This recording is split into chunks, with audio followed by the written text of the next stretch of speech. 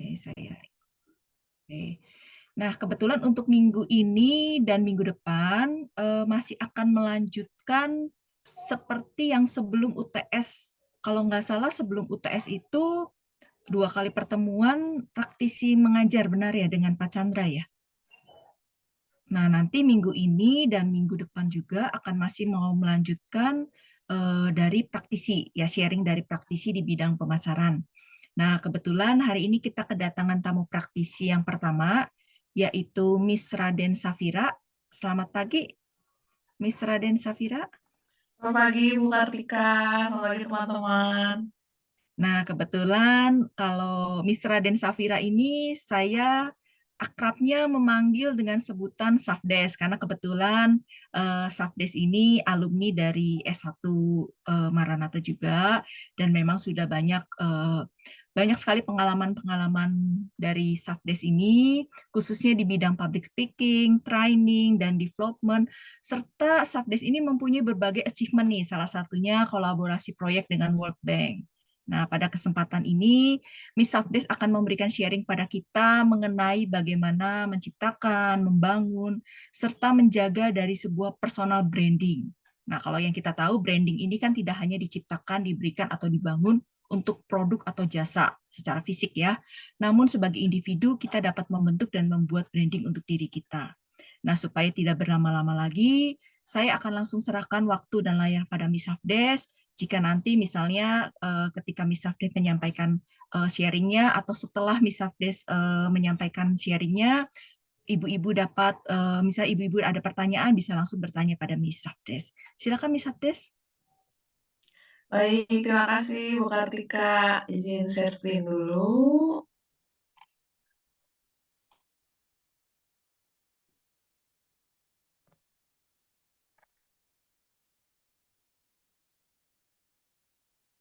Baik, apakah sudah terlihat? Sudah. Aman? Oke, baik. Terima kasih teman-teman semuanya. Selamat pagi. Wah, ini kita pagi-pagi produktif ya. Ini teman-teman semuanya kuliah di hari Sabtu pagi lagi ya. Jadi ini harus tetap semangat. Jadi kita hari ini akan belajar tentang self branding. Sebenarnya ini sharing-sharing aja ya teman-teman. Jadi nanti kalau misalnya kita sambil santai-santai nggak apa-apa ya, karena juga biar nggak bosen gitu loh. Oke, baik. Oke, nah sekarang ini kita bicara tentang branding gitu ya, teman-teman ya, tentang merek, tentang brand. Nah, kalau sekarang nih saya mau tanya dulu, kira-kira ini botol produk apa ya, teman-teman? Ada yang tahu kah? Aqua. Aqua ya, ini botol Aqua. Coba kita lihat apakah betul? Betul ya teman-teman ya, ini botol Aqua ya. Kenapa ya kita bisa tahu nih, setiap kita beli air mineral, setiap kita ke toko, supermarket, ke warung, misalnya bilang mau beli Aqua gitu, yang dikasih padahal RO88, tapi kita ingatnya Aqua gitu. Nah ini maksudnya adalah si brand Aqua ini atau merek Aqua ini sudah tertanam di dalam otak kita begitu ya, teman-teman ya. Dan hari ini juga untuk produk-produk kita tidak ada sponsor ya, teman-teman, kita belajar bersama-sama tentang si mereknya. Nah, karena tadi apapun itu kita sebutnya Aqua, padahal yang dapetnya itu air mineral yang lain gitu. Ya, itu memang udah jadi hal yang pernah terjadi gitu teman-teman ya. Kenapa disebut dengan si Aqua ini gitu. Oke, nah kalau selanjutnya ini teman-teman ada yang tahu kah kira-kira merek apa? Tolak angin. Tolak angin. Bener banget ya, tolak angin. Nih, ini kayaknya udah banyak yang sering ya untuk konsumsi tolak angin, termasuk saya nih ya. Saya jompo sekali minumnya tolak angin.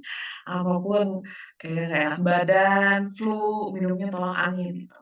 Walaupun nih ya teman-teman, kalau untuk produk yang kayak mirip-mirip tolak angin tuh banyak ya, ada bejo, ada antangin, ada hal yang lainnya misalnya. Tapi kita tuh ingatnya tuh si tolak angin gitu. Kenapa? Karena dia tuh punya tagline yang menarik banget yang bilang, "Orang pintar minum tolak angin." Walaupun saya minum dan saya sebenarnya nggak pintar gitu kalau menurut saya gitu, tapi si tagline-nya itu dia menjelaskan bahwa orang pintar minum tolak angin. Jadi tolak angin itu dikonsumsi orang-orang pintar, bener.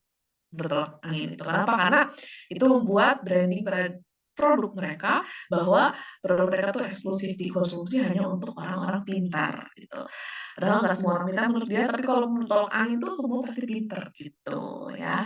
Nah, untuk tolak angin dan Aqua ini adalah contoh dari branding sebuah produk ya. Oke. Nah, ini kalau menurut Jeff Bezos ya, ini founder dan CEO Amazon. Kalau your brand is what people say about you after you leave the room. Jadi brand itu yang sebenarnya apa yang orang-orang bicarakan setelah kita meninggalkan ruangan. Misalnya, setelah kita melakukan presentasi. Nah, setelah kita keluar dari ruangan saat presentasi, nanti orang-orang bakal bicara, "Oh, yang tadi sumpah lucu banget, lawak ya, bodor," gitu kan. "Oh, yang tadi galak banget ya, bener-bener tegas ya, tapi keren ya ilmunya masuk," gitu. Atau misalnya tadi teman-teman ada rapat, terus misalnya makan konsumsi, udah beres semua, pas teman-teman makan beres bilang, "Eh, tadi makanan enak banget ya, ya ampun gila enak banget tadi, luar biasa." Nah, itu kan sebuah, brand yang sudah bisa dideskripsikan oleh orang lain, itu masuk ke branding. Jadi, bagaimana cara orang menyampaikan hal atau perasaan, ya, hubungan emosional tentang brand kita, seperti itu ya teman-teman ya. Nah, ini brand. Brand itu apa? Gitu ya. Brand itu apa? Jadi brand itu adalah sebuah representasi dari suatu entitas, perusahaan, produk, atau misalnya layanan yang diberikan untuk mencakup berbagai aspek nih, teman-teman ya, yang dirancang untuk membedakan atau mengenali produknya dari yang lain. Ini bisa melibatkan untuk menciptakan, memposisikan, bahkan bisa juga untuk mempromosikan citra mereka tertentu, kayak gitu. Nah, ini yang pertama, ini ada trust, something trusted ya, kepercayaan. Jadi untuk brand yang berhasil menciptakan kepercayaan audiensnya, itu disebut dengan personal branding. Jadi ini melibatkan konsistensi, integritas, transparansi dalam melakukan tindakan komunikasi. Lalu selanjutnya ini ada mark of ownership. Ini tuh unik dan milik sendiri misalnya gitu. Jadi menciptakan citra yang unik dan berbeda dari yang lain dalam bidang atau industri tertentu. Ini melibatkan pengenalan elemen yang menjadi milik sendiri atau tanda khas yang membedakan dari yang lain. Contohnya tadi tuh, si Aqua ya. Dia tuh bener-bener terdepan kalau untuk air mineral, apapun kita bilangnya Aqua, mau di restoran, yang fancy kadang, "Mas, Aqua?" Gitu ya. Misalnya biasanya air mineral sih ya, tapi kan kadang kayak, "Mas, Aquanya?" Atau, "Bu, ada Aqua?" Lalu dikasihnya Fit, turun 88 gitu. Nah, selanjutnya ini ada love ya, atau kecintaan ya. Jadi si brand ini dapat menciptakan citra yang dicintai dan disukai oleh audiens. Nah, ini tuh mencakup cara individu berinteraksi, terus memberikan nilai, mendukung orang lain, sehingga menciptakan ikatan positif. Seperti contohnya yang iklan Le Mineral baru itu kan awalnya kan banyak yang protes tuh, ini galonnya banyak dan sebagainya. Nah, lama-kelamaan mereka bikin gerakan yang ekonomi sirkular, ya, yang jadi botol-botol itu dikumpulkan, jadi mereka punya dispenser khusus, tentang botol dimasukin, mereka produksi lagi, si botol-botolnya itu jadi jaket, jadi sepatu, jadi mereka tuh memberikan nilai. Jadi kalau misalnya kita beli air mineral, mereka akan bilang kalau itu akan menggerakkan ekonomi sirkular Indonesia, seperti itu. Lalu selanjutnya ini ada thoughts and feelings. Jadi kalau untuk ini menciptakan pengalaman yang positif dan mendalam. bagi audiens melalui cara berpikir dan merasakan yang dibagikan. Nah, ini mencakup bagaimana si personal branding itu mempengaruhi persepsi dan emosi orang terhadap individu tersebut, gitu teman-teman. Kalau misalnya suatu hari teman-teman nonton seminar, terus ada motivator, misalnya ketemu Miriana gitu, atau misalnya Mario Teguh dan sebagainya. Terus misalnya teman-teman lagi kesel, bete gitu suatu hari dan mereka memberikan materi atau misalnya sharing pengalamannya tentang kehidupan yang benar-benar relate gitu ke kehidupan teman-teman. Nah, itu tuh bisa mencakup emosi ya dan pemikiran. Jadi kayak, oh bener juga ya, kayaknya aku harus. Nah, itu berarti udah ke influence ya teman-teman ya, ke arah yang, nah ini arah positif ya semua ya, kayak gitu teman-teman. Jadi personal branding itu bisa mengaruhi persepsi dan emosi dari orang tersebut terhadap individu tersebut. Jadi kayak, udah beres seminar terus kayak kesel dan bilang, tapi tadi tuh kata Riana tuh nggak bisa kayak gini karena kok sabar." Walaupun sabar tuh kayak nggak ada batasnya atau ada batasnya kayak gitu ya. Jadi benar-benar melibatkan emosi. Itu disebut dengan brand, teman-teman ya. Jadi brand ini nggak hanya dalam bentuk produk, tapi bisa juga dalam bentuk jasa atau dari personal ya, dari individu kayak gitu. Lalu selanjutnya ini ada brand effect ya, atau efek yang dapat menjadi alat bantu atau penyokong gitu. Jadi melibatkan misalnya serangkaian strategi yang secara sadar dirancang untuk menciptakan kesan yang kuat dalam pikiran konsumen. Nih brand effect juga ini berpengaruh gak hanya untuk konsumen tapi untuk audiens ya kalau sifatnya personal. Nah, biasanya kalau brand effect ini kalau di produk teman-teman ya, ini bisa melibatkan elemen seperti logo, warna, atau misalnya desain yang unik untuk membedakan dirinya dari pesaing. Jadi memberikan identitas visual biasanya. Atau bisa juga emosi ya, seperti yang tadi sudah diceritakan, emosi atau koneksi personal, di mana menciptakan koneksi emosional dengan konsumen yang cenderung meningkatkan daya ingat. Jadi, oh ini kayak mirip-mirip siapa gitu, jadi ada daya ingatnya tuh, ya. Nah, ini tuh menghasilkan memory aid. Nah, ini apa ini memory aid ya? Jadi seperti tadi, yang gampang diingat gitu. Jadi ini bisa mengidentifikasi dan berkomunikasi langsung.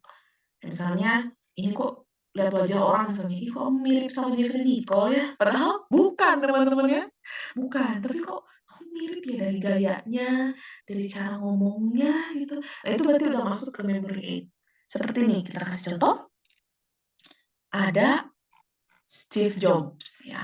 Steve Jobs ini adalah pendiri dari Apple, ya, perusahaan Apple. Ini adalah contoh salah satu tokoh yang memiliki personal branding yang sangat kuat. Kita lihat dari tahun ke tahun beliau menggunakan baju yang sama. Bukan berarti beliau nggak punya baju lagi ya teman-teman ya. Kadang saya mikir juga ini, kenapa Steve Jobs bajunya sama-sama terus ya? Ini mereka atau dia tuh punya baju berapa banyak nih baju hitamnya gitu. Ini fun fact juga teman-teman ya. Jadi kalau Steve Jobs itu miliki sederhana dan konsisten. Jadi Steve Jobs itu dikenal dengan gaya pakaiannya yang sederhana dan konsisten. Jadi kalau misalnya mau bawain acara ya, misalnya diundang jadi narasumber, biasanya ini udah trademark Steve Jobs nih menggunakan pakaiannya hitam, turtleneck yang kaos lehernya tinggi, terus celana jeans dan sepatunya New Balance ya, kalau nggak salah New Balance ya. Iya kalau nggak salah itu pokoknya sneakers ya. Nah, gaya pakaian Steve Jobs ini terkesan nyaman ya dan tidak rumit gitu teman-teman. Banyakan orang tuh mengenal dari gaya ini tuh sebagai contoh personal branding yang memang menekankan kenyamanan dan kesederhanaan. Dan fun fact-nya adalah si Steve Jobs ini tuh menggunakan warna hitam yang menjadi warna yang dominan dalam lemari pakaian Steve Jobs ini. Jadi banyak sekali beliau itu mengoleksi baju hitam. Ya ini beliau tuh seperti saya sebenarnya, teman-teman ya, mengoleksi baju hitam. Tapi kalau saya tuh dipakai karena untuk biar kelihatan lebih slim. Gitu ya, teman-teman ya. Oke, ini tuh Steve Jobs itu warna hitam. Kenapa? Karena dia tuh bilang kalau warna hitam ini tuh memiliki warna yang elegan dan serius gitu. Jadi sesuai dengan citra yang ingin ia proyeksikan kayak gitu dan mudah dikenal lah pokoknya untuk warna hitam ini. Nah, untuk celana jeans kan banyak ya teman-temannya pakai. Kalau untuk baju dimasukin, terus pakai sepatunya juga warnanya putih dan gayanya, gesturnya ini Steve Jobs banget kayak gitu. Oke, nah selanjutnya ini kita bicara tentang branding teman-teman ya. Jadi kalau branding ini adalah suatu proses strategis yang melibatkan pembuatan, pengelolaan, dan peningkatan citra identitas suatu produk gitu. Nah, ini upaya menciptakan identitas unik di bidang audiens. Tadi ada brand, sekarang branding. Nah, bagaimana cara nge-brandingin dari si brand yang tadi? Karena brand tuh banyak sekali ya, teman-teman Bapak Ibu. Apalagi sekarang tuh udah mulai banyak produk-produk yang bermunculan. Nah, bagaimana cara meningkatkan si branding itu gitu. Nah, kita bisa bagi dua nih. Ada yang personal dan ada yang bisnis. Kalau yang bisnis ini bisa mencakup produk dan jasa, ya yang tadi itu melibatkan yang tadi identitas visual, atau misalnya nama merek yang mudah diingat, terus ada pesan mereknya, lalu ada pengalaman. Nah, untuk personal juga bisa melibatkan reputasi gitu ya, teman-teman. Lalu ada konsistensi, bagaimana cara ia menampilkan, memberikan pesan, kesan, pengalaman, seperti tadi ya Steve Jobs itu, ada kesan, terus ada mungkin diferensiasi, jadi bisa membedakan diri kita dari pesaing, begitu. Dan memang kedua ini serupa sebenarnya, teman-teman. Tapi untuk pendekatan ini cukup berbeda. Nah, selanjutnya saya akan bercerita juga nih, teman-teman. Karena hari ini tuh kita sesi sharing aja, saya bukan motivator dan sebagainya. Jadi hari ini saya ikut sharing juga. Saya merupakan pengusaha kuliner ya, teman-teman ya. Ini di waktu senggang sebenarnya, walaupun ini menuju ke full time ya. Jadi ini merupakan bisnis mama sebenarnya ya, bisnis keluarga, tapi saya mulai mengelola usaha ini tuh sebenarnya dari tahun 2018. Sebenarnya kita udah buka dari 2008 ya, Bapak Ibu, enggak ada Bapak ya, ibu-ibu ya, teman-teman. Udah buka dari 2008, tapi memang waktu itu hanya di keluarga aja. Kayak misalnya kalau misalnya ada arisan, acara keluarga bilang kayak, "Saya mau pesen ya." Ya boleh silakan kayak gitu. Dan memang kalau untuk ke publik itu belum, kayak gitu. Lalu 2015 juga sama, tapi ini udah mulai gencar, belum ke publik. Jadi kalau misalnya ada request tertentu aja gitu, kita belum ada kayak semacam logonya juga masih belum dibikin, kayak gitu. Dan memang pesanan khusus aja, kayak misalnya saya mau pesen ya makaron skutel misalnya 50 biji, kayak gitu. Untuk teman-teman atau orang-orang terdekat aja. Nah, tahun 2018 saya ikutan bazar waktu itu dan lahirlah si dapur Tina ini. Tina itu diambil dari nama ibu saya ya, teman-teman ya. Kalau dapur Safdes beda lagi ceritanya. Ini dapur Tina, teman-teman. Dibuka tahun 2018. Jadi memang berfokuskan ke makanan nih. Sebagai contohnya saya kasih lihat untuk produknya. Produknya itu ada kue, ada masakan rumahan sebenarnya ya, seperti ini, terus menerima pesanan-pesanan khusus untuk, lebaran atau misalnya Natal. Nah, kami juga ada tagline nih, "Everything is homemade," di mana semuanya ini benar-benar dibuat oleh tangan. Dibuat oleh tangan, tidak menggunakan mesin. Jadi ciri khas kita itu adalah menjual kue-kue zaman dulu dan makanan rumahan. Untuk target usianya mungkin sekitar 24 tahun sampai 50 tahun gitu, Ibu nggak ada bapak ibu-ibu ya. Dan ini tuh kita lihat sebelah kiri itu ada bolu ketan ya. Ini ada bolu ketan, terus ada betekuk di mana ini makanan-makanan zaman dulu gitu. Oke. Nah, untuk personal branding yang kita gali begitu, teman-teman. Ya kita awalnya mengenali ke beberapa orang, kayak tadi dari keluarga, orang terdekat, mungkin itu ada dari mulut ke mulut, lalu kita menjual produk menggunakan ada testimoni spontan yang kita tidak minta dari orang-orang. Nah, maka dari itu brand bisnis naik, terus mencari peluang pada saat saya masih di Maranatha atau sarjana, terus misalnya support ke fakultas bisnis, ada yang kesan, seperti itu. Oke, selanjutnya, nah kita akan kasih contoh juga untuk brandingnya. Nah, kita lihat di sebelah kiri ini, di foto yang sebelah kiri ini ada foto makanan sebelum ada logonya, teman-teman. Di mana ini akan jauh lebih branding bila kita gunakan logonya. Betul? Kelihatan sekali sebenarnya sih, walaupun memang kita lihat ini seperti mungkin hal yang biasa menurut orang-orang gitu. Tapi ini tuh hal yang penting juga, teman-teman ya. Kenapa? Karena ini agar mudah dikenali. Contohnya misalnya kalau kuenya atau masakannya enak, misalnya teman-teman bikin kue, terus misalnya nggak tahu ini tuh dari siapa. Nah, itu kan sayang banget gitu ya, teman-teman ya. Maka dari itu, kalau kita ini sudah ada logo, jadi lebih cantik juga tampilannya. Oh, ternyata ini produknya dari sini. Oh, ternyata produknya ini dari situ. Seperti lebih tergambarkan juga. Begitu ya, teman-teman ya. Oke. Nah, selanjutnya ini ada contoh juga, teman-teman ya, tentang branding. Nah, ada beberapa elemen dan unsur yang digunakan. Ini yang pertama, ada nama produk.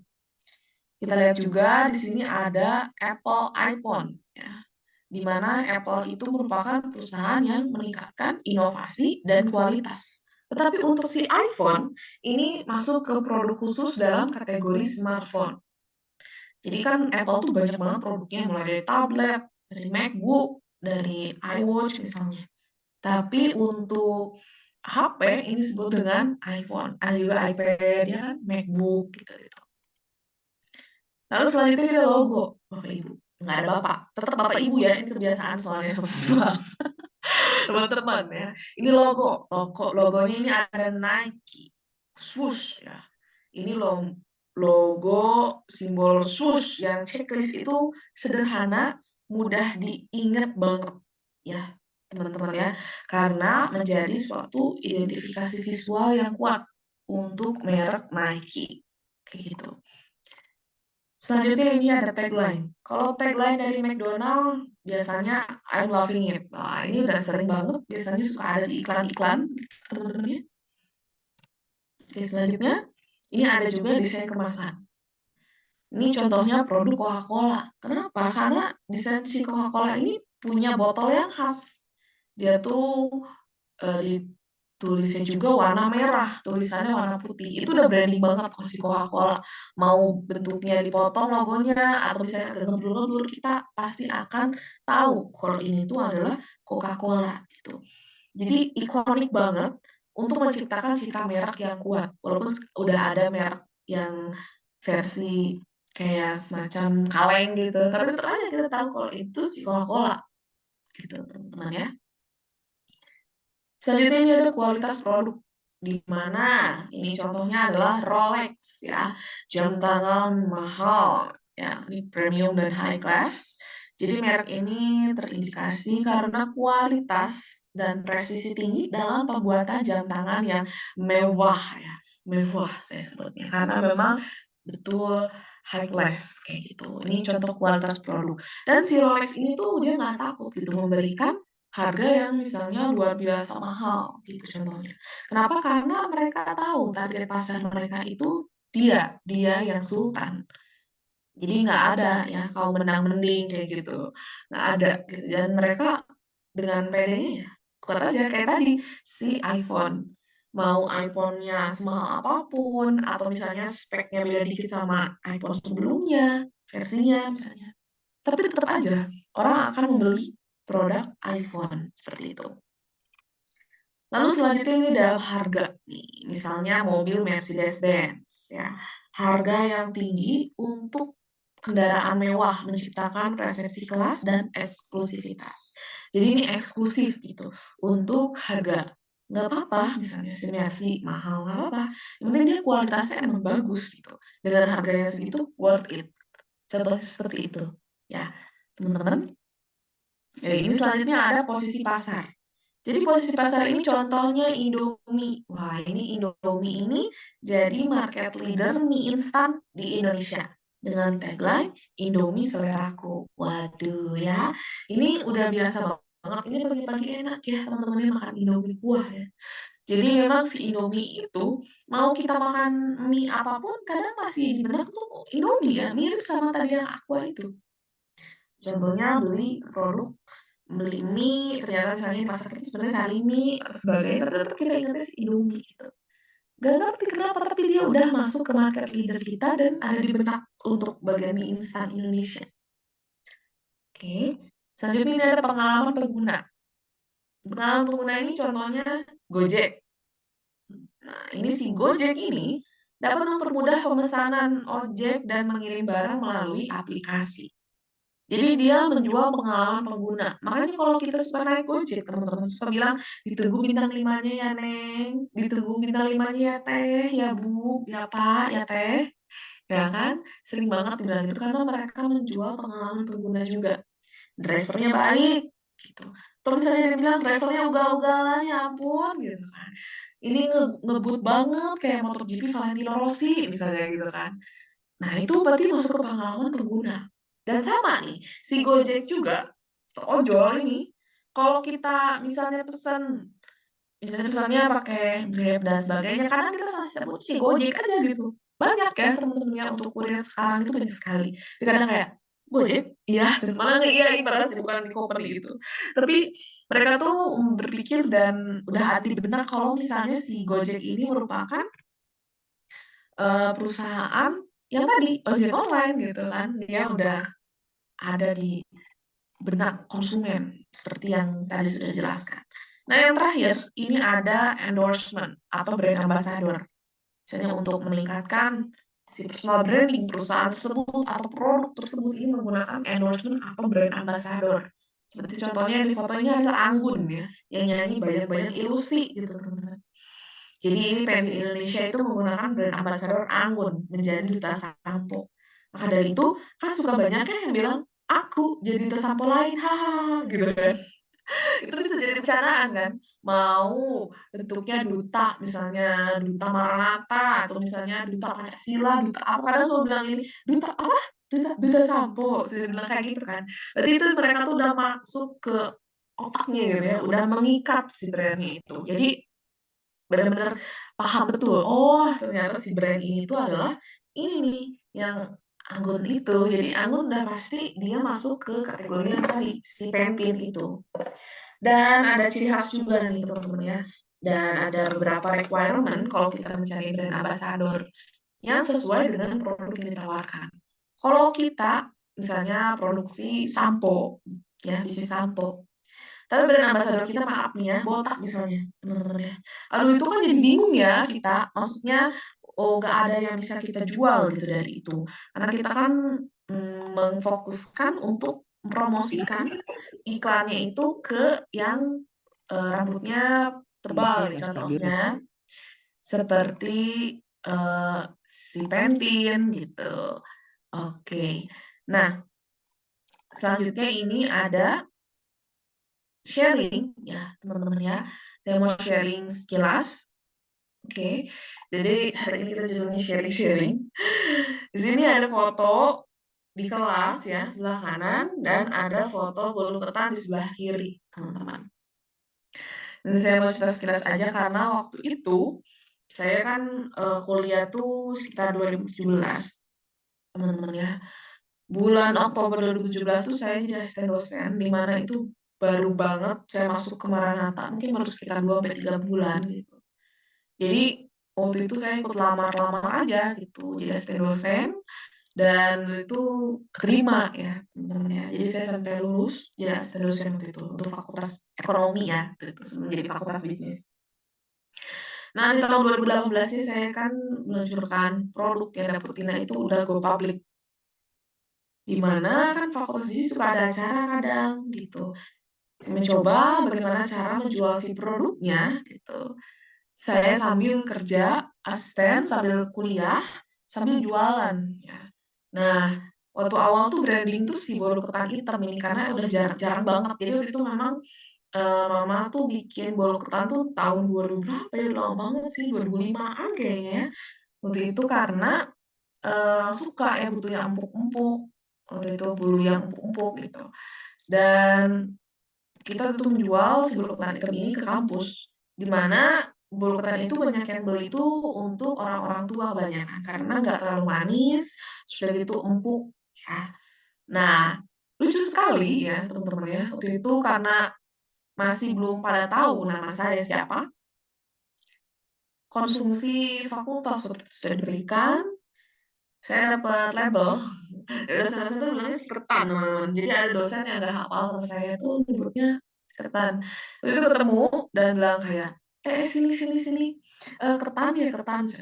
Ketan? Oh, saya ketawa aja ya, maksudnya, "Oh, ketan ya, kemarin enak banget," katanya, "bolu ketannya ya, tapi lama-lama tuh kayak ketan-ketan," tapi sekarang udah kenal sih ya sama nama Safdes gitu.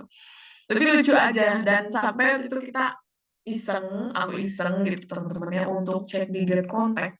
Karena kita bisa tahu ya nama yang di-save sama teman-teman, sama orang luar itu seperti apa, walaupun kita nggak tahu siapa yang nge-save-nya. Dan emang rata-rata tuh nulis itu siketan gitu. Nah dari sini saya bisa simpulkan kalau personal branding kita tuh masuk ke benak audiensnya itu, melampaui batas ya. Sampai ke diri saya disebut siketan gitu kan. Jadi ini nggak hanya merepresentasikan untuk si dapur Tina, tapi ke diri sendiri saya juga disebutnya siketan gitu. Ini lucu sih sebenarnya teman-teman ya, tapi walaupun sekarang udah biasa lagi untuk sebutan namanya. Nah ini tuh ada ya teman-teman ya, untuk kue kering juga dan tahun ini juga saya masuk ke buku profesionalisme kewirausahaan, di mana, ini si dapur Tina ini masuk gitu teman-teman, karena memang itu perjuangannya lumayan, luar biasa ya, capek gitu teman-teman, karena saya sambil kuliah, bawa makanan itu kalau misalnya bawa pesanan jualan tuh ke ruang dosen kayak, "Tok tok tok, misi, GoFood," kayak gitu ya, karena memang sambil bawa gitu untuk pesanan. Oke, nah untuk penjualan ini tuh ada disebut dengan image ya, teman-teman ya. Image ini tuh biasa seringkali kita merujuk pada representasi visual, itu misalnya estetika yang dikaitkan dengan suatu entitas ya, kayak misalnya logo, desain, atau tampilan fisik. Bisa juga citra diri masuk ke image ini. Ini mencakup gambaran yang luas, luas aja pokoknya. Nah, si image ini dia bisa mempengaruhi reputasi. Makanya suka banyak yang bilang jaga image gitu kan.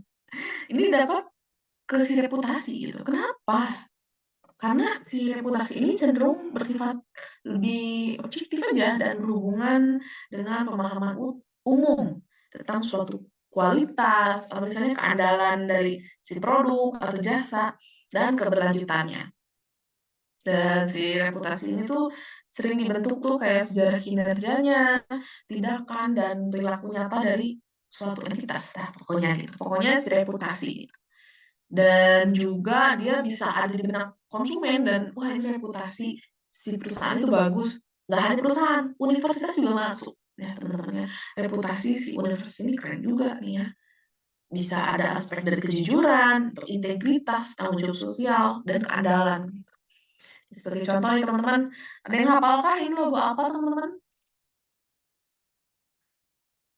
Logo universitas apa nih kira-kira? Ada yang tahu?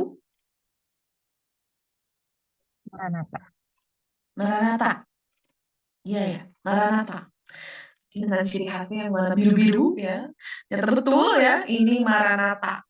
Ya, logo Maranatha ini bisa disebut dengan UKM biasanya.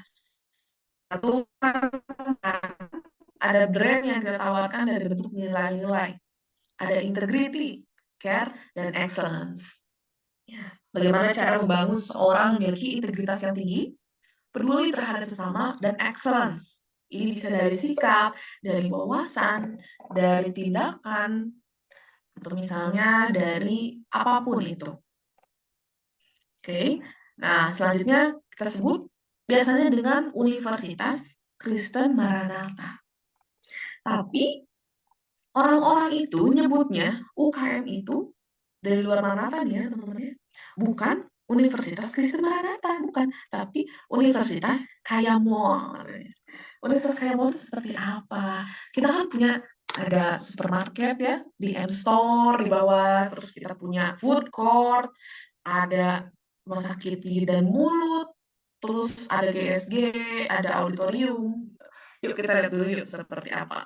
Nih, ini auditorium tercinta kita ada di gedung B lantai 2 ya. Dan ini merupakan ciri khas yang luar biasa karena teater kita cukup unik gitu.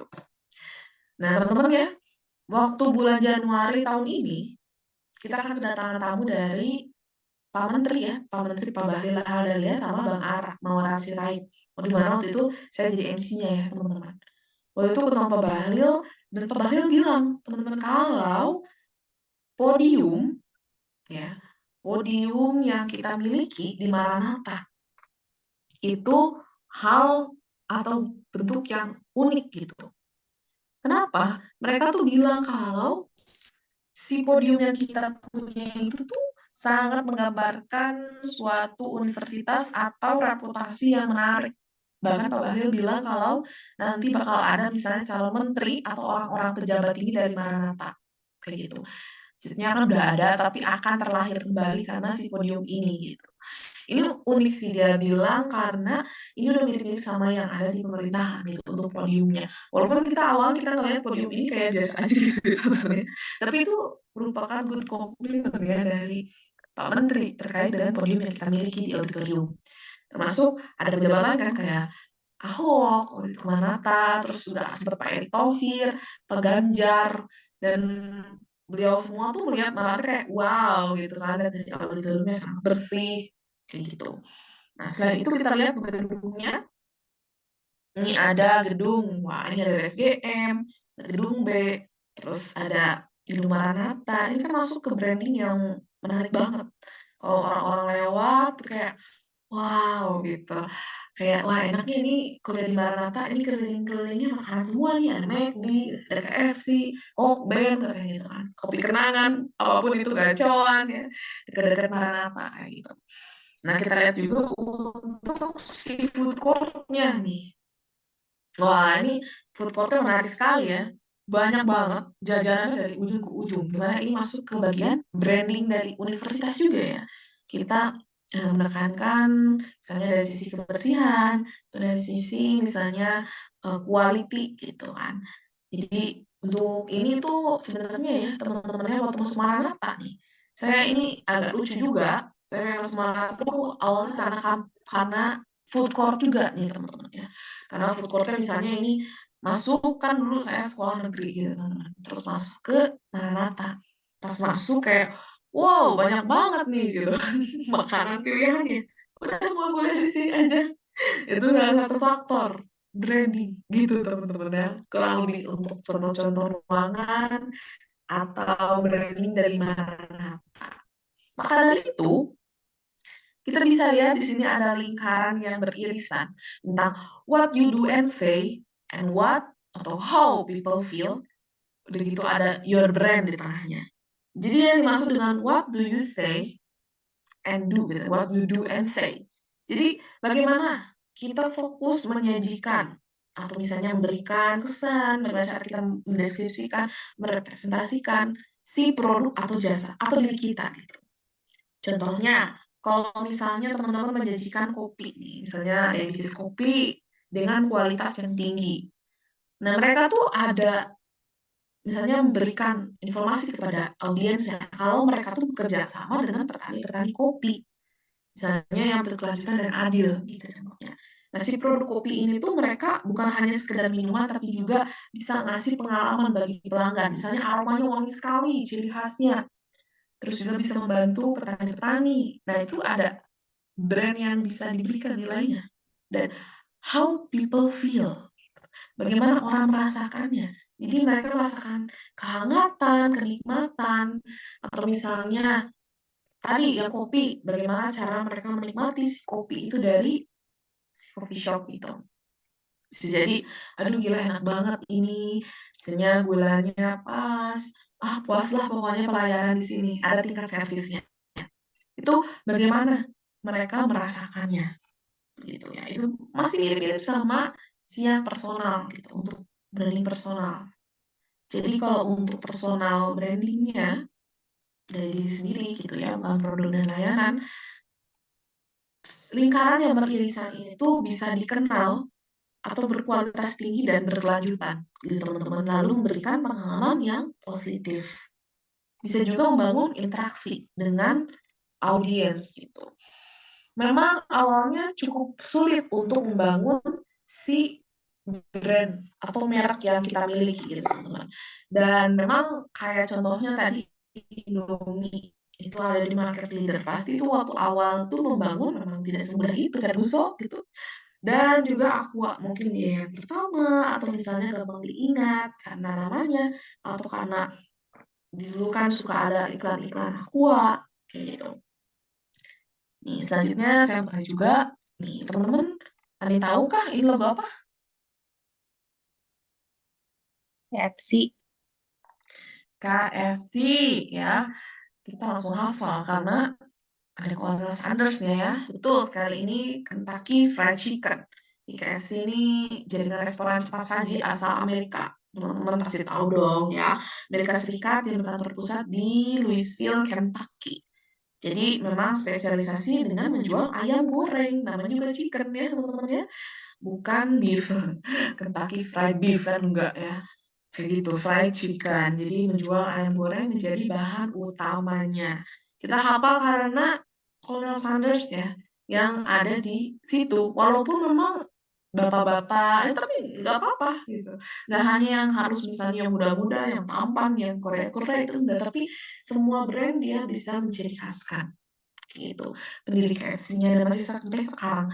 Walaupun logonya udah dihilangin gitu, tapi tetap aja mereka tuh ciri khasnya warna merah menggunakan apron atau celemek merah gitu ya. Ada dasinya, kumpul di situ. Oke, ini kita selanjutnya ke orang ya atau individu. Nih, teman-teman, ada yang tahu kah ini siapa?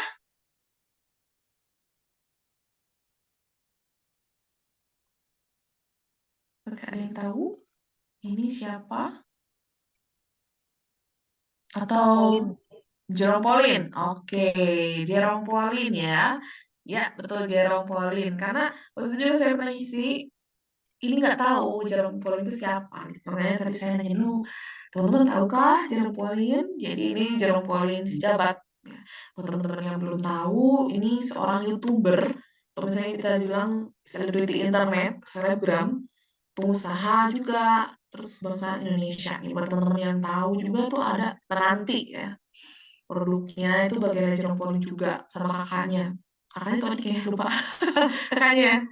Nah, untuk Jerome juga dikenal itu untuk YouTube-nya, yang terkenal tuh, Nihongo Mantapu ya, mantap jiwa, makanya suka bilang gitu tuh mereka itu ciri khas mereka.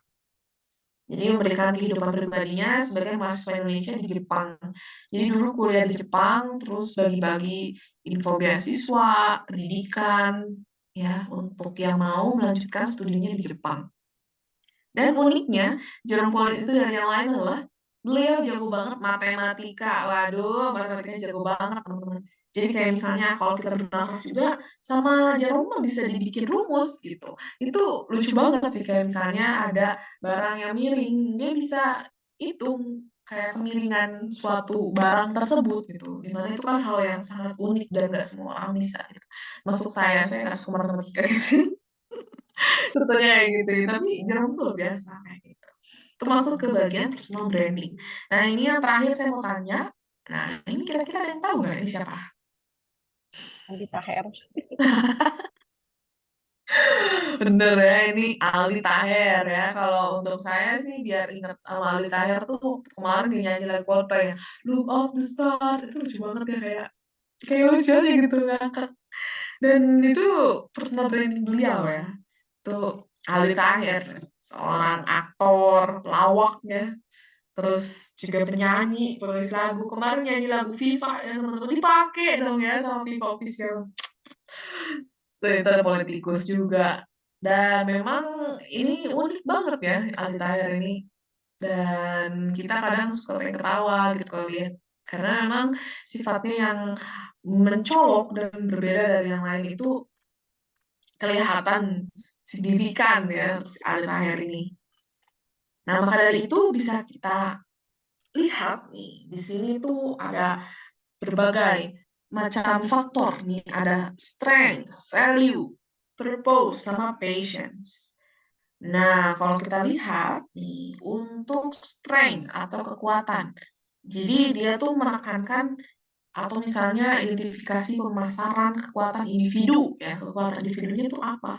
Nah, ini tuh bisa melibatkan keterampilan khusus teman-teman untuk yang personal, pengalaman, atau misalnya atribut positif lainnya yang bisa membedakan individu dari orang lain, gitu. Nah, contohnya, misalnya kita punya teman atau seorang individu ini memiliki kekuatan yang kuat dalam menganalisa data dan keahliannya dalam mengelola proyek-proyek yang kompleks. Nah, di sini tuh personal branding-nya tuh mereka mencerminkan kompetensi yang analitis gitu, dengan keterampilan manajemen proyek yang kuat. Jadi misalnya orang ini cocoknya di sini, oh ini dia kekuatannya di sini gitu. Dan nggak semua orang punya kekuatan yang sama dan itu nggak masalah. Selanjutnya di sini ada nilai-nilai atau value. Nah, kalau value ini dia mencerminkan prinsip-prinsip dasar yang penting bagi seorang individu. Dalam personal branding, individu yang diharapkan untuk mengidentifikasi atau penyampaian nilai-nilai itu tuh menciptakan konsistensi teman-teman antara nilai pribadi, terus membentuk fondasi, kepercayaan, sampai dengan koneksi. Contohnya, seorang misalnya kita kenal ada dosen muda misalnya. Nah, dosen muda itu miliki nilai-nilai integritas tinggi misalnya, terus dia kerja keras, kolaborasi. Personal branding dia yang kita rasakan, mereka tuh bisa menilai, mencakup kayak penekanan yang pada sisi kejujuran. Oh, ini orang jujur. Terus dia berdedikasi tinggi. Wah, ini dia memiliki kemampuan untuk bekerja sama nih baik nih. Nah, itu tuh dia punya personal branding yang tersendiri. Selanjutnya ada purpose atau tujuan. Ini mencakup tujuan atau visi jangka panjang, atau visi atau misi yang diberikan ke arah individu. Jadi si personal branding yang baik ini tuh mencakup klarifikasi dan komunikasi tujuan pribadi, begitu.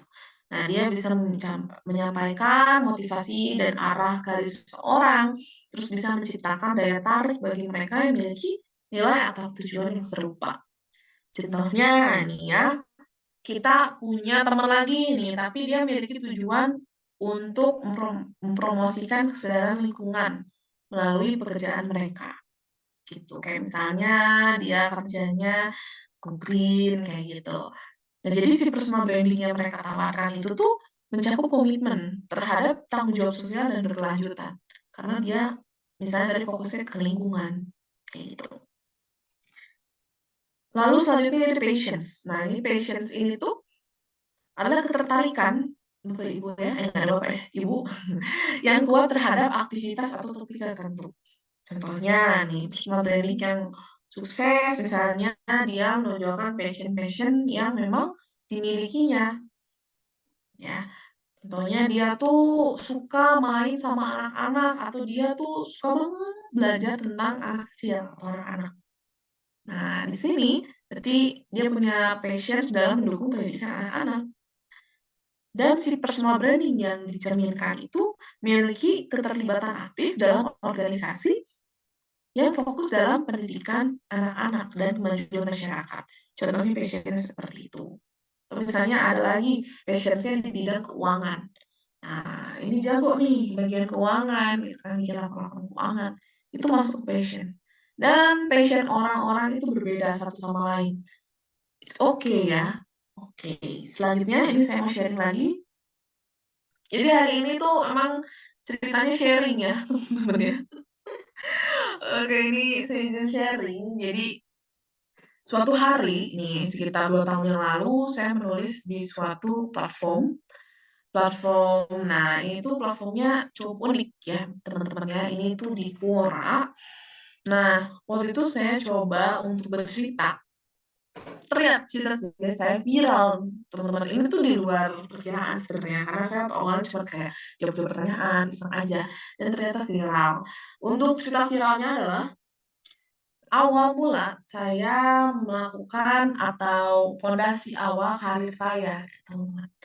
Jadi, waktu itu tahun 2019, ini saya diingatkan saya bukan seorang motivator, teman-teman. Jadi semoga sharing hari ini tuh bisa bermanfaat sedikit lah ya dan berkenan di hati. Oke. Nah, untuk waktu itu tahun 2018 saya masuk kuliah semester berapa ya? Kayak semester 3 atau semester 4, lupa ya.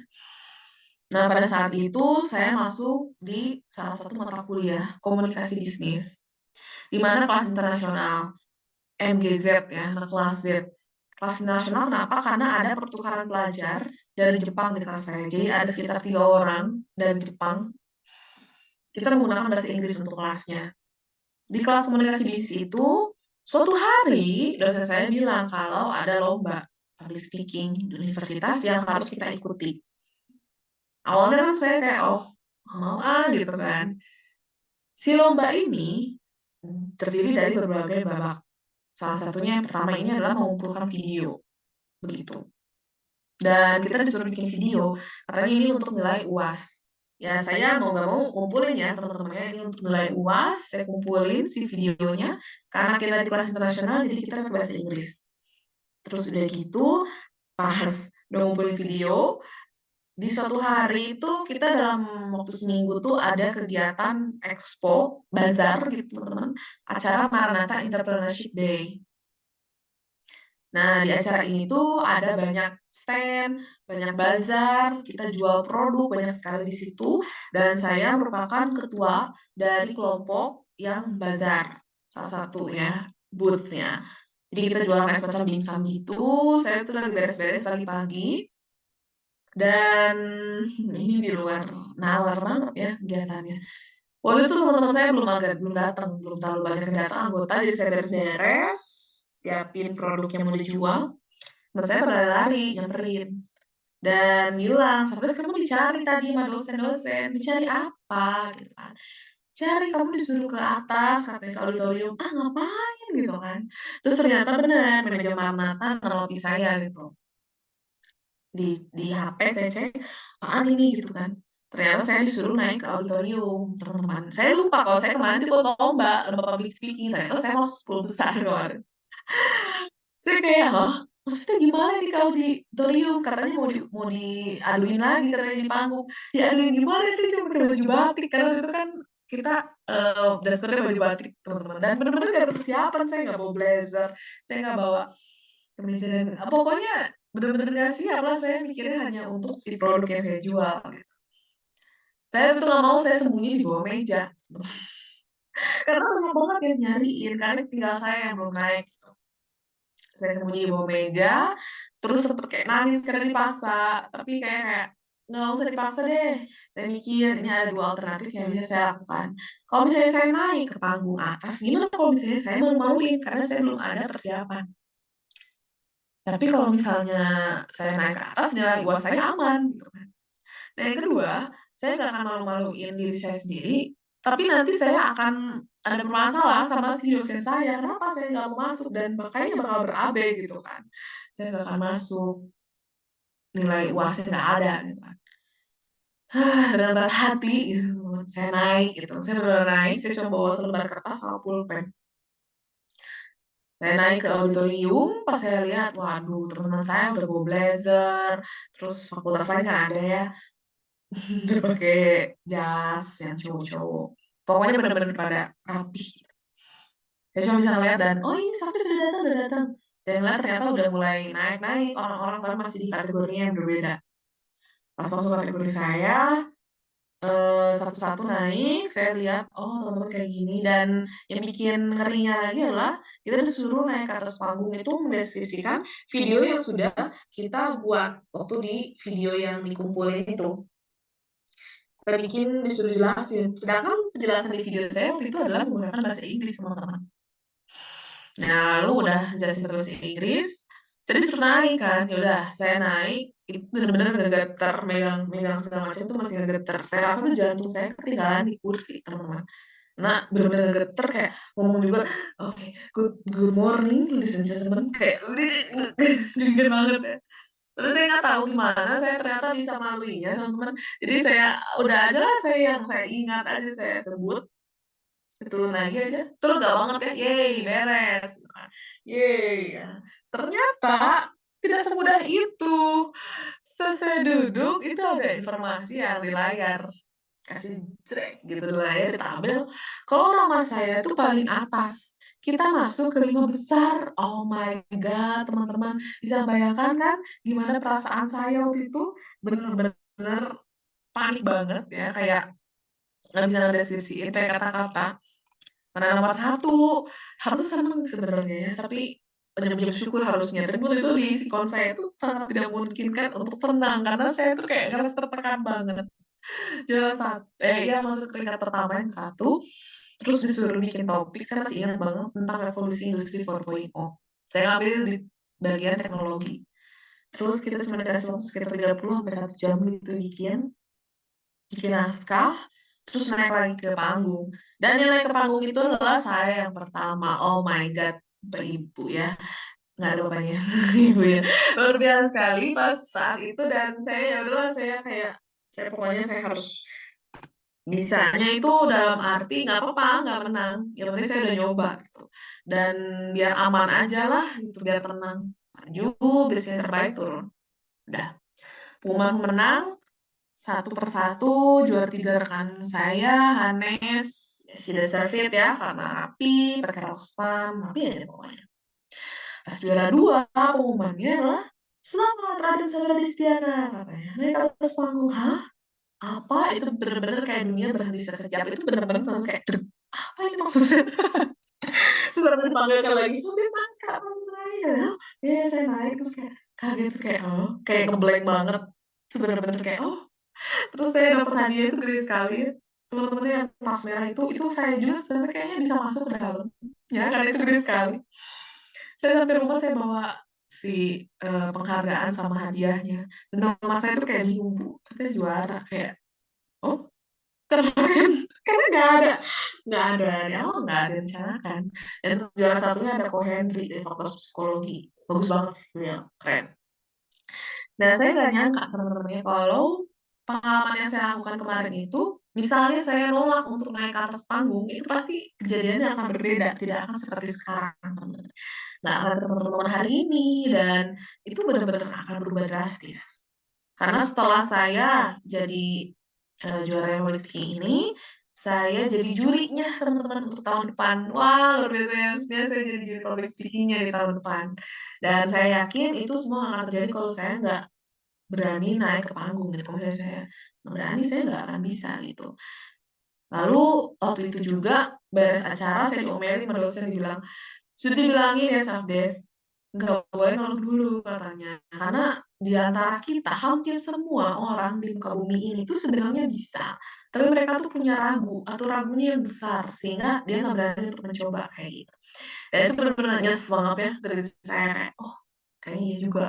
Karena memang setelah kejadian itu lumayan ya teman-temannya, saya dapat pengalaman baru banyak sekali, saya jadi MC, jadi moderator, bahkan jadi bicara, kayak saya ke sekolah-sekolah.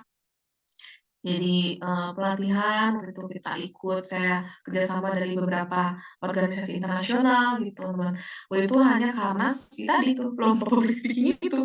Waktu itu saya ketemu Pak Sandiaga Uno yang di kiri atas, itu di acara seminar internasional Maranatha, saya jadi MC-nya, sempet ngobrol-ngobrol, itu gede-gedean banget ya itu, kaget ya. Selanjutnya ini ada di bawah kanan bawah itu ada Pak Menteri Investasi, Pak Bahlil Lahadalia, dan Bang Ara untuk ke Maranatha. Nah, ini ada beberapa kegiatan yang saya lakukan akhir-akhir ini dan saya yakin setiap orang itu memiliki kelebihan dan kekurangannya masing-masing, termasuk ciri khasnya. Dulu saya suka ngeluh juga teman-teman, kenapa? Karena suara saya itu bisa berubah-ubah seiring kondisi. Awalnya saya kira ini agak aneh dan, kelainan gitu ya, karena kalau misalnya nih contohnya saya manggil tukang bakso, saya telepon, atau misalnya saya ngobrol sama teman, sama orang lebih tua, atau ada acara-acara tertentu yang lebih formal dari dulu tuh, suara saya bisa berbeda-beda, teman-teman. Ya, termasuk untuk hari ini suara saya beda, gitu ya. Kalau manggil Mang Bakso itu kayak kodamnya keluar, gitu, kayaknya beda aja pokoknya. Dan ternyata, keunikan yang kita miliki itu bisa jadi ciri khas masing-masing. Jadi kalau kita lihat di personal branding itu, kalau kita percaya sama diri kita sendiri, ini bisa jadi dasar yang kuat untuk menciptakan autentitas yang mendalam. Jadi misalnya kayak kita, lihat ini di sebelah kanan ini ada orang yang beda sendirinya di tengah, ya. Nah ini tuh bisa jadi daya tarik orang, karena keaslian atau perbedaan yang kita ciptakan, gitu. Jadi kita menciptakan citra yang sesuai dengan kepribadian asli yang memiliki daya tarik yang kuat, gitu. Pada itu saya percaya bahwa elemen kunci dari personal branding itu adalah kepercayaan yang kita tanam dari diri kita sendiri. Dan kita ragu pada kita sebenarnya bisa gitu, teman-teman. Atau misalnya yang dapat mempengaruhi tingkat kepercayaan diri kita ini dibangun oleh orang lain kayak tadi contohnya, "Sakti kamu bisa kok," misalnya dari faktor luar. Itu juga bisa mempengaruhi teman-teman untuk pembentukan si personal branding.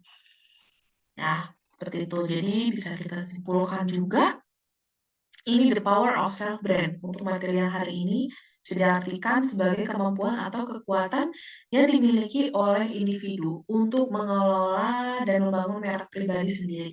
Jadi bisa melibatkan kesadaran diri atau misalnya keunikan pribadi serta kemampuan untuk mengkomunikasikan citra pribadi kepada orang lain.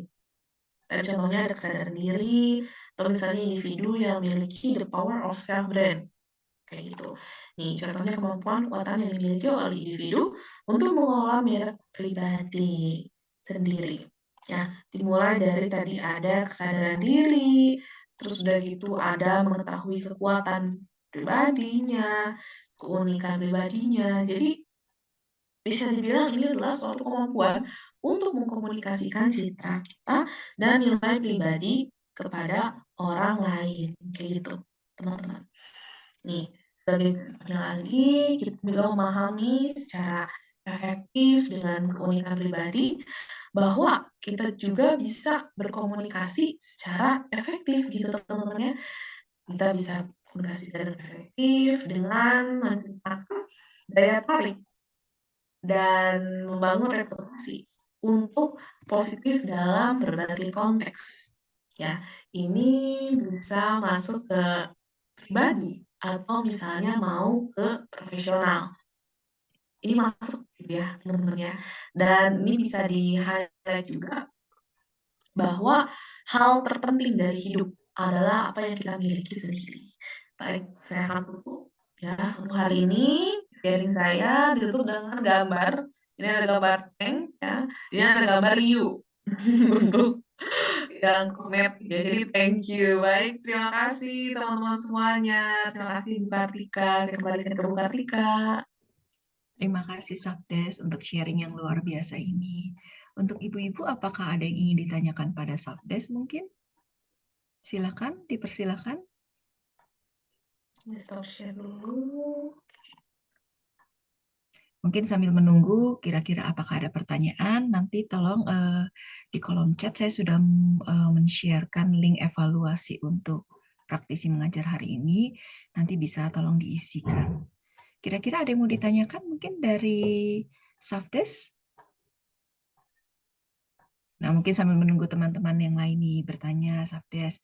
Safdes, kalau dulu saya baru tahu nih, Safdes, kalau ternyata personal branding dari Safdes itu adalah si ketan ya. Karena saya kan mengenal Safdes itu sebagai asisten pojok bursa efek ya, galeri investasi. Dan pertanyaan saya nih, Safdes, kira-kira ke depannya nih, personal branding apa sih yang ingin Safdes bangun nih? Kan Safdes itu sebenarnya kan setiap minggu, kalau saya lihat hampir setiap minggu ya, jadi MC, lalu Safdes juga punya, apa ya, punya mendirikan apa, impact ya, kalau nggak salah ya. Lalu juga banyak kegiatan-kegiatan Safdes. Nah, kira-kira sebenarnya personal branding apa sih sebenarnya yang Safdes ingin bangun sebenarnya secara ciri khas ya untuk kedepannya? Baik, Bu Kartika terima kasih pertanyaannya. Iya waktu itu karena mungkin lucu juga ya si ketannya. Karena awal-awal mungkin karena orang-orang kan belum tahu ya Bu Kartika kan memang betul asisten pojok bursa di galeri investasi Maranatha ya teman-teman. Jadi waktu awal magang tuh di situ.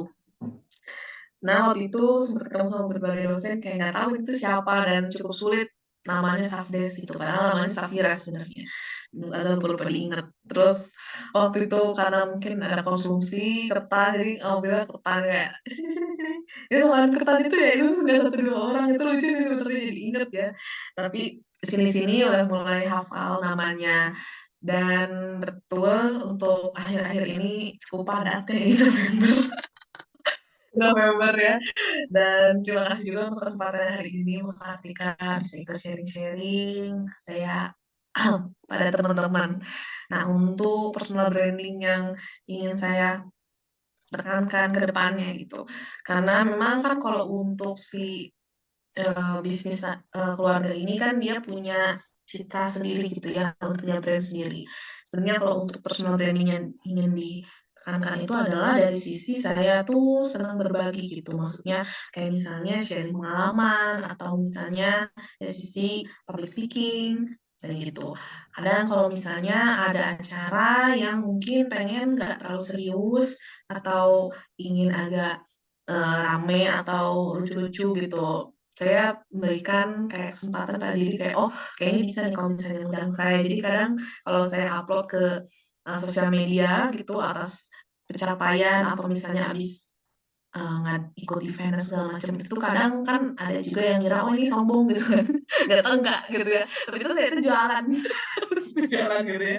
Jadi saya ngasih lihat kalau misalnya, oh selama ini saya pernah isi acara yang ini, terus isi acara ini, oh kayaknya ini cocok deh. Misalnya ada acara terus kayak, oh ini kayaknya kalau berhubungan dengan public speaking kayaknya bisa mengundang Sardes deh. Kayaknya branding-nya saat ini di situ dan saat ini juga lagi ngebangun organisasi impact, di mana ini adalah suatu komunitas sosial yang berhubungan dengan personal development. Jadi kita menekankan dari sisi kesehatan mental juga untuk anak-anak muda.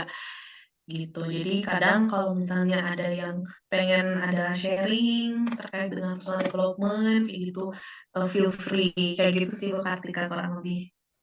Ya, jadi memang personal branding yang ingin Safdes bangun mah lebih ke public speaking sebenarnya ya kalau saya tangkap ya Safdes ya ke Ya depannya ya. kalau seperti itu Bu. Kayak mungkin Safdes juga sangat tertarik ya dengan organisasi-organisasi yang sifatnya sosial seperti Impact yang seperti Safdes sudah bangun ya Safdes ya. Ya Oke, betul Bu. sukseslah Safdes untuk kedepannya Safdes ya. Ya Ya, makasih luar banyak biasa Ibu, sekali Safdes dengan segala amin. pencapaian dari Safdes. Nah, kira-kira ibu-ibu apakah ada yang ingin ditanyakan untuk Safdes nih mengenai personal branding? Ya, sebenarnya untuk materi dari brandnya sendiri sebenarnya nanti akan saya sampaikan setelah sharing satu lagi minggu depan. Nah, kira-kira untuk dari sharing dari Safdes sendiri, apakah ada pertanyaan mungkin? Izin bertanya untuk Ibu Silakan. Safdes, Bu, ya.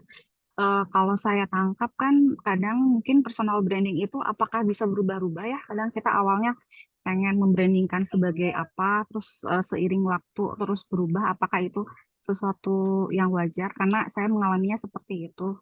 Terus kemudian apakah ketika kita mencapai pencapaian tertentu, sebenarnya untuk personal branding digital yang sekarang itu apakah harus semuanya kita tampilkan? Karena kan belum tentu semua orang juga tahu. Cuman memang mungkin seperti yang tadi Ibu Safif bilang ya, kadang ada beberapa orang yang bilangnya katanya terlihatnya seperti sombong. Tapi kalau tidak ditampilkan, kadang mungkin itu jadi belum tentu semua orang juga mengetahuinya begitu. Ya, mohon pencerahannya. Terima kasih. Baik, terima kasih Bu Sri ya atas pertanyaannya. Ini menarik banget karena memang ini saya juga sempat mengalami ya Bu ya terkait dengan personal branding yang berubah-ubah. Jadi waktu dulu tuh saya masuk ke Maranatha tuh awalnya yang kayak manajemen dan saya tuh benar-benar pengen banget jadi yang HRD gitu. Tapi HRD-nya di bidang kayak rekrutmen, jadi saya tuh pengennya tuh orang-orang tuh yang saya tuh di bagian rekrutmen kayak gitu, itu awal banget masuk ke Maranatha. Nah, lama-kelamaan ternyata personal branding saya berubah-ubah, kayak tadi ada dari sisi, bisnis gitu, kayak jadi, pengusaha kuliner, atau misalnya diingat dari sisi kayak tadi ada MC, moderator, bahkan kalau misalnya ada isi jadi pembicara, jadi materi, kayak gitu.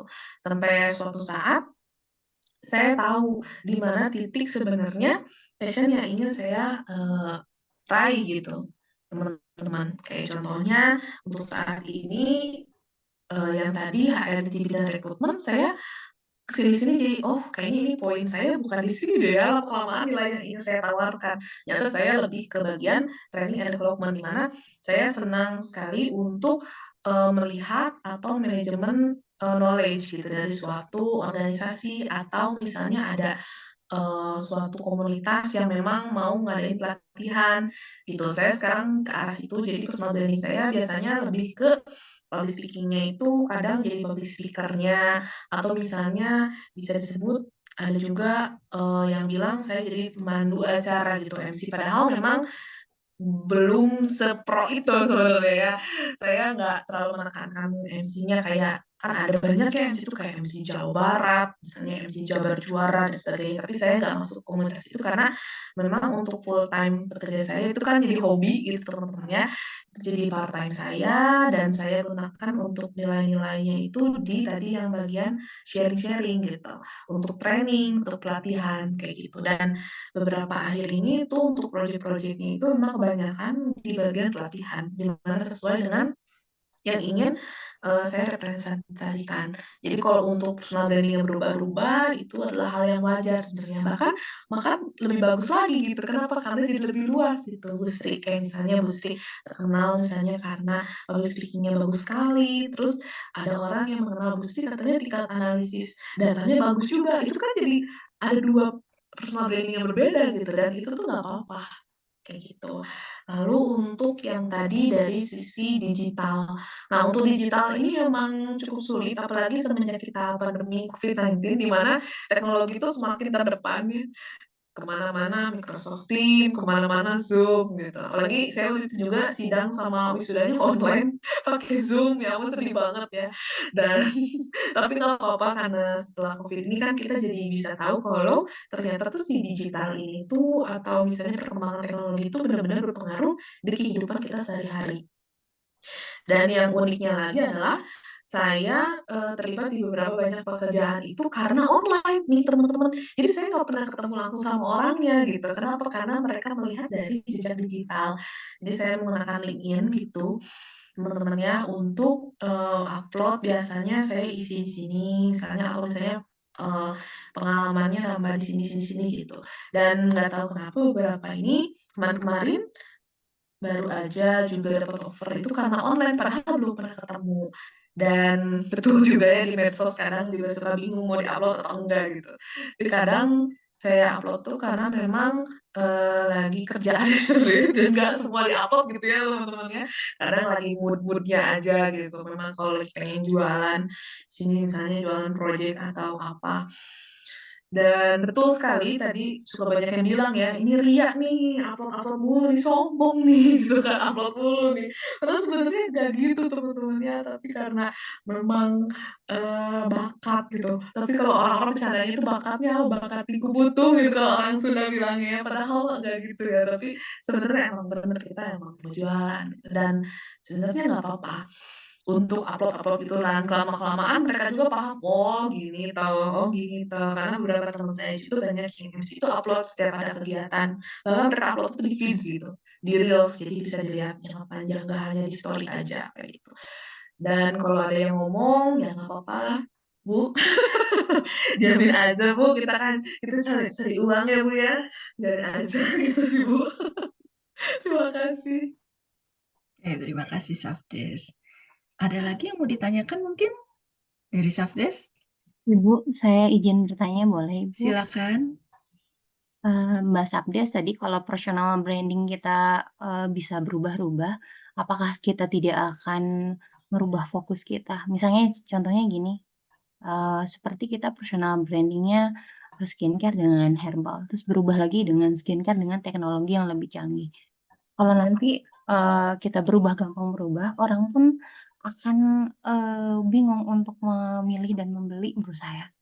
Jadi menurut saya karakteristik tuh atau personal branding tuh harus ada berkarakter. Karena kalau tanpa karakter, dia nggak akan mungkin kita gampang membaca target orang lain. Contohnya seperti Aqua atau Le Mineral dengan air mata air dari gunung dan memiliki rasa yang manis. Menurut saya dia eh, tidak akan merubah personal branding itu karena dia sudah diingat oleh orang lain. Menurut Mbak Sabdi bagaimana? Menurut saya sih untuk membuat sesuatu itu terkenal, jadi ada sesuatu yang bikin orang lain lebih mengingat dan tanpa berubah begitu. Gimana pendapatnya Mbak Sabdes?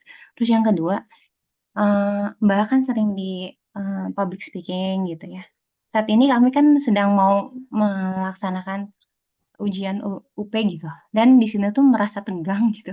Gimana sih menghadapi segala sesuatu di depan banyak orang gitu dengan tetap saja diri kita tuh bisa stabil dan tidak merasa grogi atau tegang dan ya sharing lah, meningkatkan kepercayaan diri gitu.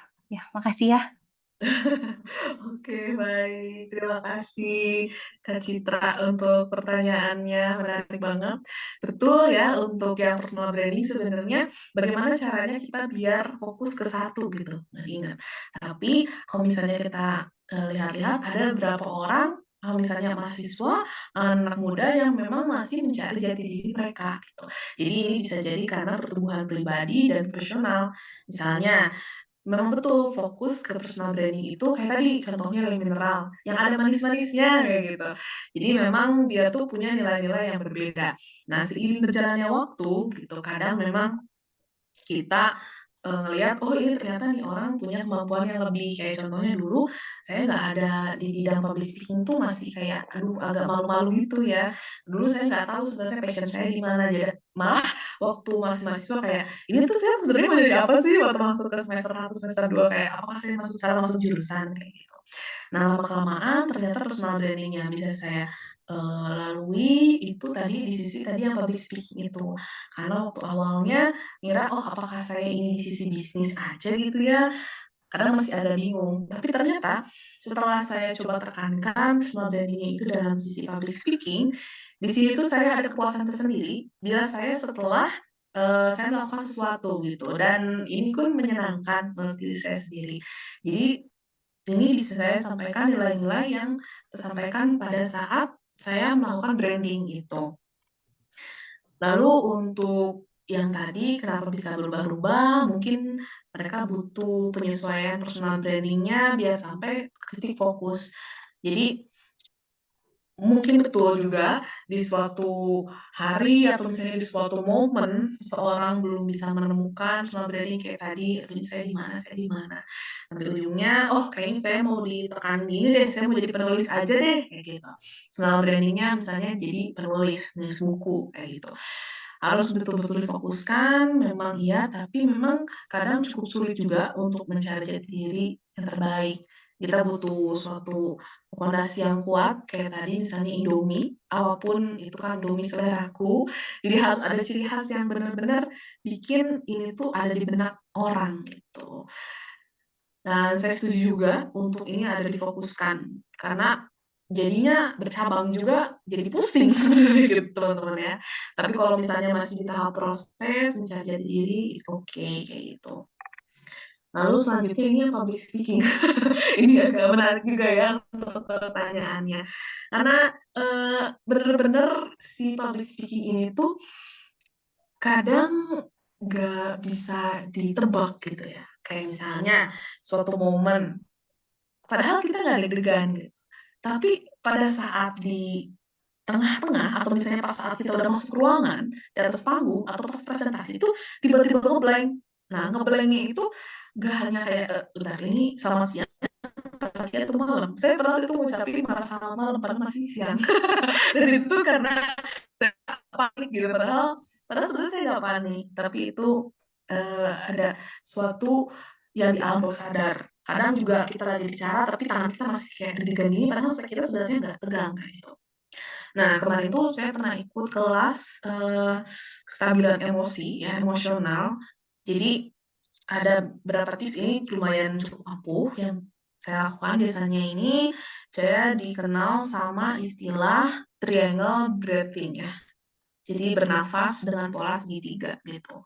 Jadi waktu itu kalau misalnya sebelum saya melakukan kegiatan depan publik itu biasanya saya menggunakan segitiga ini, pernafasan segitiga, di mana kita mengambil nafas selama 3 detik, terus kita tahan selama 3 detik, lalu kita hembuskan selama 3 detik. Ini awalnya saya kayak, "Hah, 3 detik?" Saya coba, tapi kayak lama-lama kayak, ternyata enak juga ya sebelum mulai itu bernafas 3 detik kayak gitu. Nah, terus juga, memang waktu awal-awal saya cukup bingung gimana caranya biar kita tuh benar-benar menguasai gitu dari suatu, materi gitu. Ternyata emang bener kuncinya itu adalah memahami konteks dari setiap materi yang ingin kita presentasikan. Ya itu pasti ya, itu dibilang klise, tapi itu betul teman-teman. Jadi kita hafal, misalnya lagi slide ini, oh slide ini kita harus jelasin tentang yang ini, slide selanjutnya ini. Jadi nggak dihafal tapi dipahami gitu, apa maksud atau inti dari si PowerPoint yang ingin kita presentasikan. Lalu selanjutnya ini ada juga tips bagaimana caranya agar kita merasa sadar pada saat kita sedang bicara di panggung. Kadang kalau kita ngobrol, gini terus, ini tuh kita lagi ngapain gitu kan, kayak, bentar ini kita di panggung ya? Kadang-kadang gimana caranya biar kita sadar, itu dari saran psikolog ya, untuk tadi yang triangle breathing juga, itu saran dari psikolog itu, dan ini juga ada saran dari psikolog bagaimana cara kita untuk menyebutkan benda yang ada di depan kita, yang ada di sekitar kita aja, tapi jangan disebut ya, di dalam hati aja. Nah, kayak contohnya, ini ada, oh di sini ada tempat tidur misalnya, ini kan saya lagi di kamar, misalnya tempat tidur, terus sini ada, oh ada lotion, sini ada, oh gantungan baju, tapi dalam hati gitu. Nah, hal itu yang bikin kita biar tersadar. Waktu itu saya pernah share juga di Quora ya, tempat yang tadi saya share pengalaman tadi itu, saya pernah cerita, terus ada yang protes di komen, "Kak, saya udah coba tipsnya, tapi saya malah ketawa." "Kenapa ketawa?" "Soalnya saya sebut barangnya malah keucap," katanya, lagi diomongin depan umum. Itu lucu sih maksudnya, terus lagi dia ini meja, kabel, kursinya ngomong, dia ke bawah gitu kan. Tapi jadinya lucu gitu dan, dia bilang, "Tapi itu lumayan sih Kak, jadi ngelihat sadar," gitu. Kadang ada juga yang suka kayak, nyubit diri sendiri, tapi kan kalau nyubit diri sendiri sakit ya teman-teman ya, saya dulu pernah coba juga. Tapi kalau untuk tips yang kayak gini, jadi lebih tenang lagi. Kalau misalnya lagi UP ngelihat yang pengujinya, itu bisa dalam hati, ini penguji, ada meja, ada biar kelihatan lebih sadar, kayak gitu. Dan mungkin di kalau lagi presentasi sidang gitu biasanya untuk menghindari AE gitu kan kadang suka, selanjutnya misalnya saya diem dulu teman-teman, lebih baik kita daripada mending diem dulu kayak misalnya selanjutnya, nah itu jadi ada jeda. Dan uniknya waktu itu pernah ada ini teman-teman, seminar public speaking dari Coki Sitohang di Maranatha. Waktu itu saya ikut jadi peserta. Coki Sitohang itu teman-teman tahu ya Coki Sitohang, presenter. Dan beliau tuh bilang kalau salah satu public figure yang disukain sama beliau itu adalah Bapak Joko Widodo, ya Presiden Joko Widodo. Nah, di situ tuh audiens tuh pada kayak, "Pak Jokowi," gitu kan. Biasanya kan kita kenal dengan Pak Jokowi kalau nyampein pesan kayak, "Lalu selanjutnya," gitu kan. Jadi bener-bener pelan banget, terus yang halus tapi pelan karena kita suka greget, "Bapak lanjutin ngomong apa?" Gitu kan. Dan ternyata tuh beliau tuh merupakan salah satu contoh public speaker yang bagus. Kenapa? Karena informasinya tuh selalu tersampaikan karena ngomongnya pelan-pelan, tenang gitu.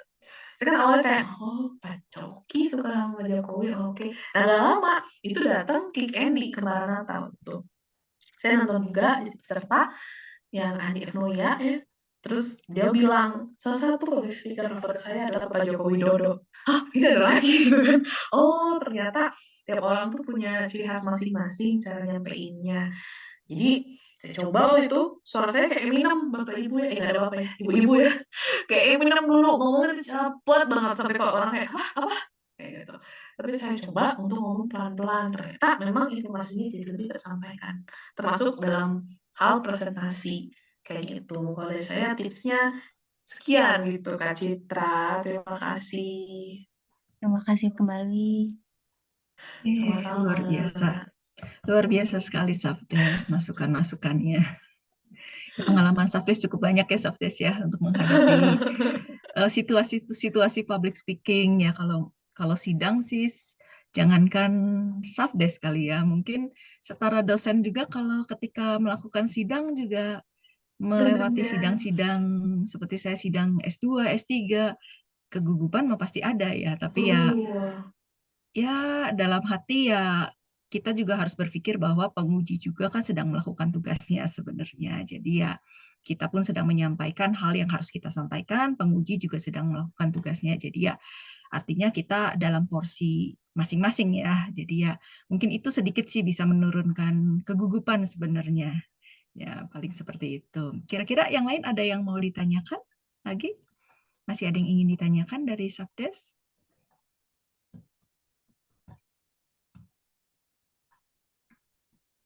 Kalau memang sudah tidak ada lagi yang ingin ditanyakan, Nanti kita minggu depan kita akan mendengarkan sharing dari praktisi bisnis yang lainnya yang tidak kalah luar biasa, mungkin lebih ke arah bisnis yang lain seperti itu. Nah, jika tidak ada pertanyaan lagi, mungkin saya ingin mengingatkan kembali untuk ibu-ibu untuk mengisi link evaluasi hari ini. Nanti kita akan ketemu minggu depan kembali. Untuk Miss Safdes, terima kasih kembali nih. Terima kasih sekali nih untuk kesediaan hadir pada kelas hari ini. Sama-sama, Bu. Terima kasih sudah percayakan saya Bu Pertiwi. Semoga materinya bisa bermanfaat ya teman-teman. Sukses ya Safdes ya untuk kedepannya Safdes. Amin. Terima Oke, kasih. Ibu-ibu, saya akan tutup pertemuan hari ini. Selamat pagi dan terima kasih. Silakan boleh live dari Zoom ini.